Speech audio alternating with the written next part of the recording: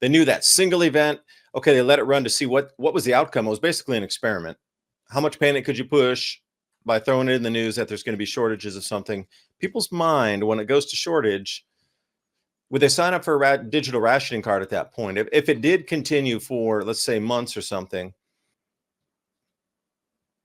It's just weird that they make it seem like that there were already active lithium mining operations going on in North Carolina when there isn't, and there hasn't been since 1988. Welcome back to Raised by Giants live discussion. Good to see everyone. It's been a minute, and we have an amazing show here for you guys here today with David Dubine from Adapt 2030 channel. How's it going, David? It's good to see you, my friend. Yeah, thanks for having me back on. And that was a really interesting intro there, because if you're thinking about the Earth's magnetic field changing, how could governments do that to an entire planet without the drug, knowing that the magnetic field changed and the impetus or stimulus into that could also cause behavioral changes as well? If you knew the cycle was repeating, and if you knew when it was going to amplify it, if you know the real numbers of Earth's magnetic field declining, which they have taken Swarm off of line, it's at 2016, then you could really start to go to bat here and maybe amplify some sort of emotional output, knowing that differences of solar output onto humanity, like this meat suit decoding the world in front of us, would change its decode algorithm so you would see something different in front of you. Now, right on top of that is a natural cycle. And how could you bend it beyond the experiment in the laboratory to a global field of play? Well, not only that as well, I've discovered through doing research on this documentary and watching a lot of footage and getting a bunch of B-roll footage, is that the first manufacturer and distributor of LSD in the United States was Eli Lilly and Company. And also Eli Lilly and Company was the first manufacturer and distributor of Prozac, the antidepressant. So they did, from what I've researched, they've just taken out all of the good consciousness expanding things from LSD or psilocybin, and they've dumbed all that down, and then they push out this antidepressant medication onto the public and get everybody on that. And that definitely has something to do with it for sure. What kind of environment they want us trapped in or kept in. And there's got to be a way so we can find the key to our own door and unlock and walk outside and say, I no longer accept this. I agree, absolutely. And before we dive too deep into things, I want to play a clip really quickly from, do you remember my 200th episode show that me and you were in? It was with Jay Widener, Wayne Steiger, and Penny Kelly. You remember that 200th? I absolutely remember that. I still talk to Penny pretty regular, and we're going to be doing a show here later on this month. Well, here is a clip from that show, and this was over a year ago that we did this show, and this is going to set us up for our conversation here today. Do you think that we have to worry about natural disasters or manufactured natural disasters? Because we know that they have the ability to create storms. They can pretty much control the weather however they want. Dave, do you think that we have to worry about that at any point toward the end of this year? Have you heard about this new movement toward better habits? Flavored air category, an alternative to vaping and smoking, led by the sponsor of today's video, Fume. Meet Fume. It's not a game changer, it's a habit changer. This nifty little device keeps the routine but kicks the rut. Fume is all about that on the natural side of things. No nicotine, no vapor, just pure flavored air. And check out these cores. These things put out more flavor than my herb garden. My personal favorite is the maple pepper, but if you're into the mint, this is definitely going to give you that freshness. And orange vanilla reminds me of the tropics. A system that utilizes no electronics, no combustion, helps you de-stress, helps you break bad habits. In the world we're moving into, the less habits you have, the better. And I support that. Go to tryfume.com/adapt2030 or scan that QR code you're seeing on your screen. That's the easiest way to do it. You can also use the code ADAPT2030 at checkout to get your free fume topper when you order your journey pack today. And now on with the video. Most technologies could be used to amplify events in case the human domain gets out of control. And when I say that, there's cause, react, solution, effect. If the human does not obey and the directive of where it's supposed to be pushed with the stimulus, if humanity wakes up for a better point and starts to go the other direction, like, whoa, uncontrollable thought, that amplification in extremes in whatever it would be, forest fires, volcanic eruption, twisting of weather in the jet streams and cloud cells, in addition to the moisture that's in the atmosphere and where everything's already cavitating and tweaking along 20 south and 20 north anyway. I think there'll be that blend. If humanity can't be controlled, it'll be put through extremes to get people to stop thinking about and fear for their lives. And then, you're going to swing the pendulum this way to survival. And then they'll pull you back in the middle of the narrative. I keep seeing this again and again. When humanity starts to think for itself, something other much larger rolls in on top to deflect or distract is a better way, I guess. What do you think of that, Dave? Over a year ago, I was talking about this. Remember, we're going to wind around, and then on December 6th, we're going to have something called the Galactic Cross, or I would call it more of a shepherd's cross. Maybe I misspoke on that, where it's Jupiter, Earth, Mercury, Sun in a perfect line, and then at the same time, Venus, Earth, and Mars in a perfect line, and making a cross on the exact same second and the exact same day on December 6th of this year. And then as we come spinning around in, let's say, March, and April 11th will be exactly in front of the sun on the backside. Everything else in the entire solar system will be behind us. And I say with the equidistant squaring of the planets, it's almost like we're the very, very tip of an arrow. So I would anticipate an enormous amount of fireballs to come rolling through and space debris to get tugged right into the face of our planet. Now, if you look over the last couple months, as we were coming into this event, you could see the planet sort of squaring this way. And as we started to get a huge amount of fireballs coming from the side, not even directly into us. That was the tug from those gas giants gravitationally pulling that in. Now, when we swing around on the back, we are the only thing in the front of the solar system for about 4 months. And especially when we get into April, we're directly in front of the sun. Everything else is behind us, making this arrow shape. Now, put that into context. The reason I'm telling you these events are going to go boom, boom, boom, right in a row in like 6 months.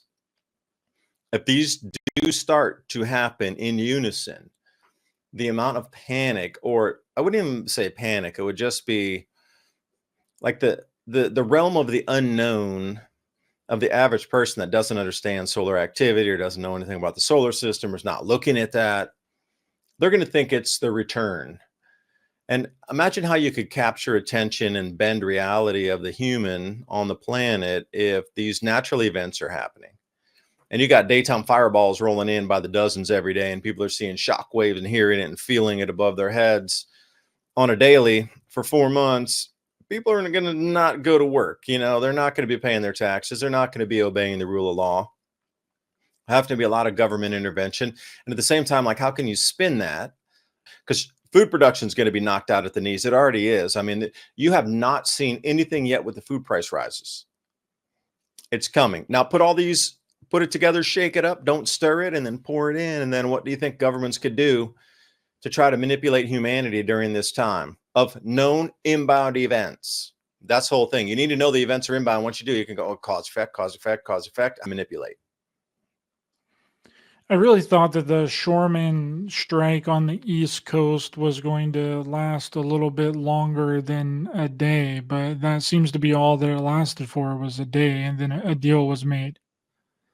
which Well, I thought was really they interesting. saw the panic that it created, man. You had these huge lines all over in Costco again, like they did with the toilet paper shortage. So they knew that single event.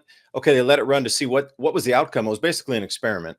How much panic could you push by throwing it in the news that there's going to be shortages of something? People's mind, when it goes to shortage, would they sign up for a digital rationing card at that point? If it did continue for, let's say, months or something, would people be willing to trade their sovereignty for a digital rationing card to put food in their bellies? That's the ultimate question, because this is where it's leading to. I think that they would, because everyone is basically turned on what they said that they wouldn't do before. You know, it's turned into, oh, well, we'll just accept whatever because it's going to provide us safety. And that's a really big issue that I've seen coming for a really long time, is how flip-floppy people are on the things that they say that they're going to do. And then when it comes down to it, they don't end up doing it. It's really wild. Now, I thought that that clip was really interesting that I just played, because I was talking about weather modification, and a lot of people have been talking about the hurricane that most recently hit North Carolina, and the Milton that hit Florida recently. You're kind of in that area, around that area. What did you experience? Like, what did you see with these hurricanes? Well, Helene was the one that hit up this direction, and I couldn't believe it. 20 miles from here, totally ruined. Right where we sit, we got a ton of rain, a lot of wind, but not nearly the damage or the flooding that they got literally 20 miles from here, or 30. I mean, it takes about an hour to drive up, but you're going up a snaky road, I mean, hairpin currents coming back in through the creek beds and things. But the damage was so incredibly devastating. I'm really shocked that there's not more coverage on it. I mean, it is so utterly world damage up in the North Carolina mountains, as well as in East Tennessee. I mean, just to put it in perspective, we had multiple 80-foot trees fall in the forest. They're all hardwoods as well, because the pines survived somehow. A bunch of the smaller pines fell down, but the largest of the pines stayed up. But then all of these really hardwood trees, we had a bunch of oak trees up there. They were good 80-foot tall, 70, 80 foot. They all just fell down in a row like matchsticks. It's going to take us years to clean that up. We're talking about gigantic trunks up there. And it fell down in this one area where it gets really deep, because we have a waterfall that's on the property, and it drops down in sort of like a mini Grand Canyon. If it was like a big gorge in there. But one of them did fall over, but I'd be kind of leery walking over it, because if you slip off, you're falling down 25 feet into like the rocks on the bottom where the creek is, but I mean, where it snapped, they all snap down into the, and you got to get down in there, cut that, and somehow get it back up or bring it out to the field by walking down the creek bed a couple 100 feet. Massive wind damage here, but nothing like 30 inches of rain coming down in there. I mean, towns were literally scoured out of the mountains. There's nothing left. You can find maybe a foundation where there was something there, maybe. But the way that the river had changed so much course, there's no more. The roads, they have to really, and I no BS assessment here, they have to rebuild Western North Carolina from the ground up. The roadbeds are gone. Anything with sewage or water piping, it's gone. It got ripped out ferociously in torrents of water. If you look at anything electrical, I mean, so many poles were down. All the electrical infrastructure was ruined. There's 300 and some transmission stations that are gone or severely damaged to the point where they actually have to repair and replace it. The repair might not even be good enough, where they're going to have to replace all of it inside a substation somewhere. And then if you look at fiber optic cabling, they had dozens and dozens and dozens of mobile phone towers just washed away in flash floods, like just gone off the hills. You're going to have to rebuild that entire part of the state. And we're talking about half of North Carolina. Rebuild it literally from the foundation, from the roadbed up, to even put pavement back on it. That's gone. The entire river system and the entire creek system, everything changed in a second, and the amount of landslides. And it's just devastating. Like when I look at these pictures and all those people on the ham radio network asking for help and thing, and then are, being told that they can't go up and help because they're not registered with this organization, or they haven't done training from that organization, or their products are not from a preferred provider from this organization to be distributed in the hills. That you and me talking to somebody on the ham radio, 6,000 feet up, we're at the bottom. We need help. We need formula. We need diapers. We need medicine. We need whatever, food, water. And me and Ryder are here and like, yeah, you know what? We got horses. We can get up there in probably about 3 to 4 hours. We know where the old logging roads are. And as soon as you leave from some of these towns where, personnel were stationed, they would say, no, you can't go any further. This road's blocked off. Okay, we're not going to go on the road, bro. We got horses. No, you can't go any further. Like, you literally can't go 1 inch past this line in 100 miles this way. You can't go past it up into the mountains. It's gone a huge amount of animosity. So people are and have been taking measures to move those blockades out of the way. There's more of us and we know the terrain, and you don't know anything, and you're so slow. You're not doing anything except hindering. Get out of the way. Like ham radio has been the preferred communication. Nothing else works. There's no communication. And that would be my main number one thing too. You got to have your food and water as like prep stores and thing, but you got to have a ham radio. That's the only thing that worked during and is still working during this emergency. But I realized a lot of people got their preps washed away, and that can't fault them for that. Your whole entire house just got washed away. In the middle of the river is now where your house was. Like, this is the kind of vast changes. These rivers have moved some 100 to 200, 300 feet in either direction and into neighborhoods and in communities in the middle. So a 50 or 100 foot wide river that was way over that way, 300 feet or 500 feet, and you're 500 or 1,000 feet away from the river, is now gone through the middle of the neighborhood and scoured it clean. I watched a couple of videos as people got up there on Enduro 250s. They were able to get through, some of the side because they knew the old logging roads, right? These are kids that grew up there and hunted all over the place and knew every little trail. They took Enduro 250s way up in there. They beat all the first responders up there. So they were doing on the ground reports of, hey, what happened, this, that, and that. So the one woman was saying that all of her neighbors, because they had to get insurance, so you had to build above the 500-year flood line. So not on it, but above it. So almost all these families had built at the 500 to 1,000 flood level and above.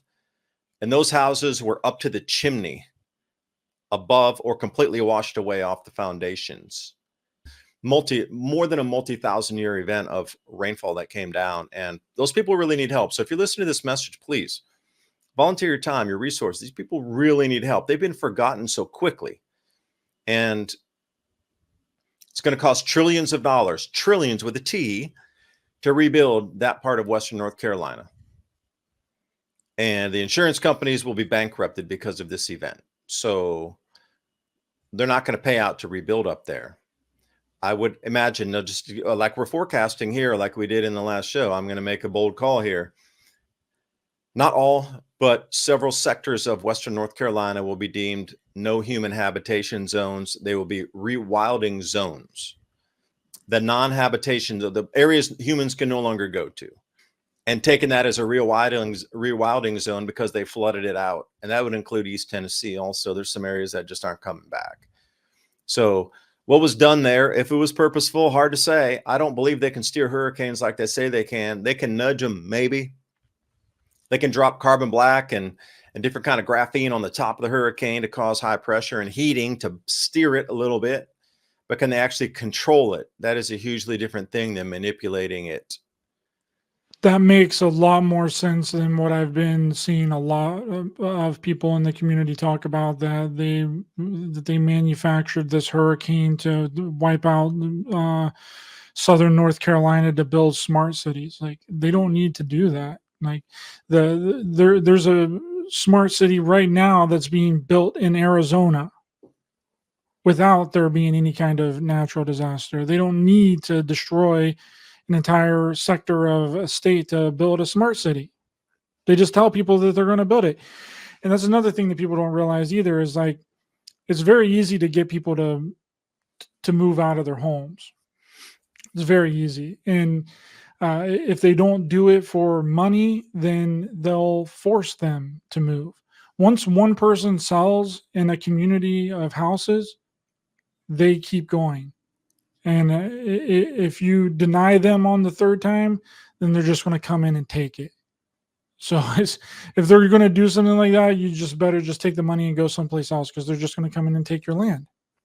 They don't need to manufacture an event to wipe out these houses and get the land. They can just take the land. You don't even own the land, Dave. Nobody owns the land. You pay taxes on that land. Guess what? When you don't pay taxes on that land, it's no longer yours. It gets confiscated. Try not paying taxes on it. See what happens. Unless you have it as an allodial title. That means freehold. You own it only. State has no right on it. They can't even put a lien on it. It's called allodial title, and I encourage everybody to look at it. It's not available in every state, but at least the research I've done, if you were given the land under a deed in the early 1800s or late 1700s on the land that you purchased, you can trace that deed all the way back to, say, 1798 or 1801 or 1803. Property I have on here, the original owners owned like 2,000 acres here, and that was bought or deeded, so they say, in 1802 here.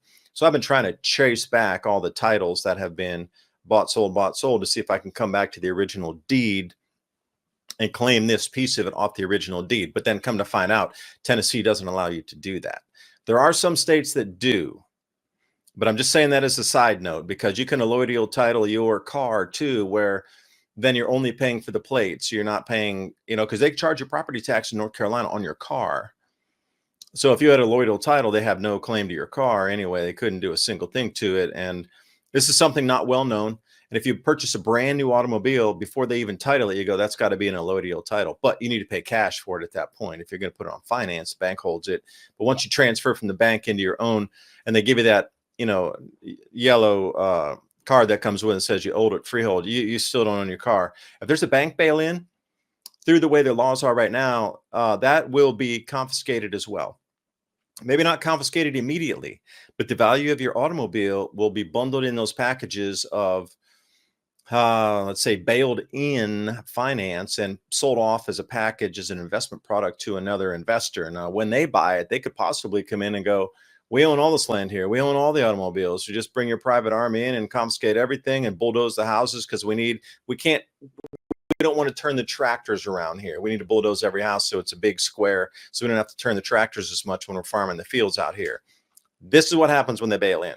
Now, allodial title allows you to get away from that. But I digress for a moment here. You wiped out part of 2 states, and they're going to have to be rebuilt. And I just don't know if they're ever going to, I don't think they're going to be able to go back to their land. I don't. And again, well, maybe here's the whole thing. I was trying to bring this up as I realized you were talking about, paying property taxes. What made me realize you don't own a thing ever. Never. Nope. Imminent domain. You own nothing. You own nothing. And get used to understanding that. That was my biggest takeaway from this emergency, is the illusion is that you do. That's the biggest scam on the entire planet, is giving the illusion that you actually can hold something as ownership. That's right. That's right. No truer words have ever been spoken. And that's another thing that people have been pointing toward, these mining lithium and these crystal quartz. Well, when you do a little research, there are no active lithium mines in the United States besides in Nevada. That's the only place. There's one active lithium mining place, and that's in Nevada. They weren't even doing mining in North Carolina. The only thing that the quartz crystal one, that I'm pretty sure that one did get flooded, and another one got flooded. But the lithium mine that people are talking about isn't a lithium mine. It's a lithium processing plant